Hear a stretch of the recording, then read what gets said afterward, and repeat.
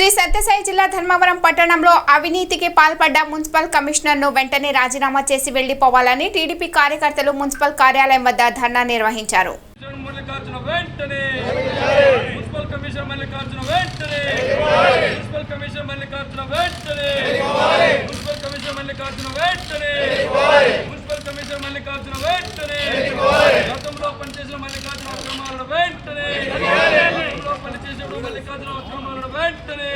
మల్లికార్జున ఏదైతే ఈయన ఉన్నాడో ఆయన పైన ఒక ఎంక్వైరీ చేసి వెంటనే అతని పైన చర్యలు తీసుకోవాలని కూడా మేము ప్రభుత్వానికి కూడా విజ్ఞప్తి చేశాం. దానిపైన సానుకూలంగా ప్రభుత్వం కూడా స్పందించింది.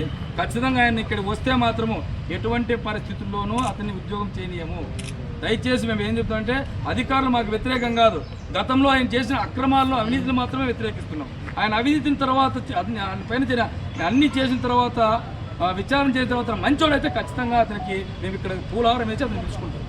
వచ్చిన అవినీతి పైన విచారణ చేయాలి. తెలుగుదేశం పార్టీ వాళ్ళు ఇల్లు కట్టుకుంటా అంటే వాళ్ళ సానుభూతి పనులు కావచ్చు, పెద్ద ఎత్తున వాళ్ళందరినీ వైసీపీలోకి తెచ్చాడు. అదేవిధంగా ఇక్కడ G+2 ఉంది.